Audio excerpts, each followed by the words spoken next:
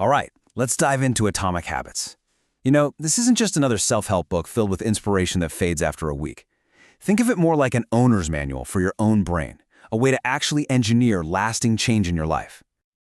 And this quote, this gets right to the heart of it.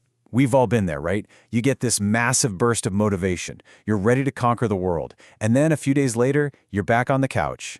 The whole point here is that we're playing the wrong game. Success isn't about having more willpower. It's about having a better system. So let's start with the problem, what I like to call the ambition trap. Why do our big, exciting goals, like New Year's resolutions, almost always seem to fizzle out? Well, it turns out they might be designed to fail from the very beginning. This says it all, doesn't it?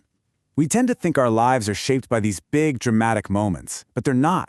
They're shaped by the tiny things we do every single day, over and over again.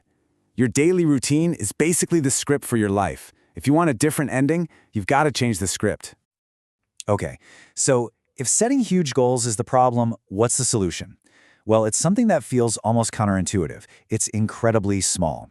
And that brings us to the core concept of the entire book, the power of tiny, tiny gains.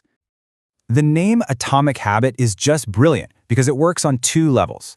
First, you have atomic, as in like an atom, a change so small and insignificant that it feels easy to do, almost too easy to skip. But then you have atomic, as in atomic energy, a source of unbelievable, explosive power when you let it build up over time. So what does that explosive power actually look like in practice? Well, check this out. If you get just 1% better at something every single day for 1 year, you won't be 365% better at the end. No, you'll be nearly 37 times better. That's the mind-blowing power of compounding. And this chart just lays it out so clearly. Look at these two paths. That top line, that's you getting 1% better each day. See how it starts slow, but then it just skyrockets? Now the bottom line is getting 1% worse. It also feels like no big deal at first, but it just collapses towards zero. The gap between those two futures is absolutely massive, and it's all built on those tiny choices you make every day. Okay, the theory is great, right? But how do we actually do it? How do we get on that upward curve? Well, that brings us to the 4 laws of change. This is the practical, step-by-step playbook for building that better system we talked about. The first law is incredibly simple. Make it obvious.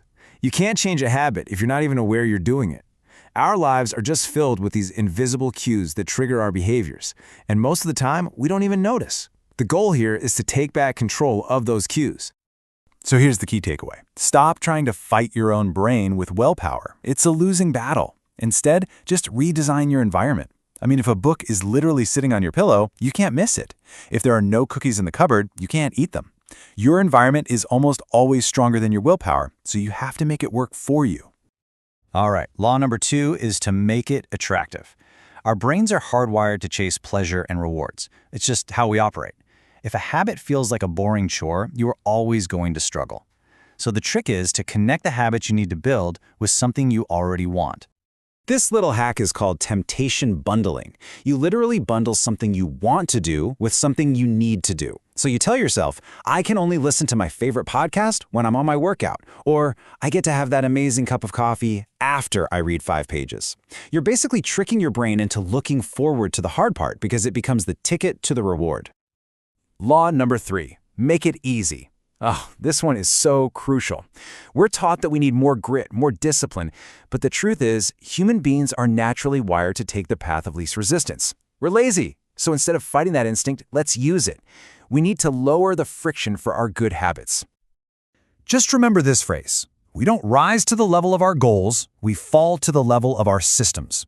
If starting your daily coding practice means finding the program, clicking it, waiting for it to load, that's friction. But if it just opens automatically when you boot up your computer, the friction is gone. You want to make it so easy to start that it feels harder not to do it. And finally, the 4th and final law, make it satisfying. Here's the deal. For a habit to really stick, our brain craves an immediate reward.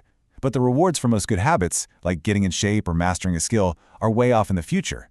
So we have to create a little bit of instant satisfaction to tell our brain, hey, that was good. This is exactly why things like habit trackers are so powerful. That simple little act of putting an X in a box, that gives your brain a tiny hit of dopamine. It feels good. Keeping a streak alive, celebrating a small win, these things give your brain that immediate positive feedback it needs to say, yeah, let's do that again tomorrow. So we've covered the 4 laws. That's the nuts and bolts of how to build a habit. But there's a much deeper level to all of this. It's about shifting your entire focus from what you want to get to who you want to become. This is really the core of it all. Stop thinking about outcomes for a second and start thinking about identity. Because every single action you take is like casting a vote for the type of person you want to be. So the real question is, are your habits today casting votes for the person you actually want to become tomorrow? Just look at the huge difference here.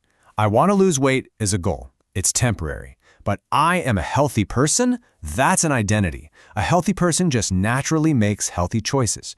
The goal isn't just to read 30 books, it's to become a reader. When you truly adopt that identity, the right behaviors just start to follow. So, let's pull all of this together. We've got the tiny changes, the 4 laws, and this powerful idea of focusing on your identity. All of these pieces come together to create that one crucial thing, your personal system for making progress.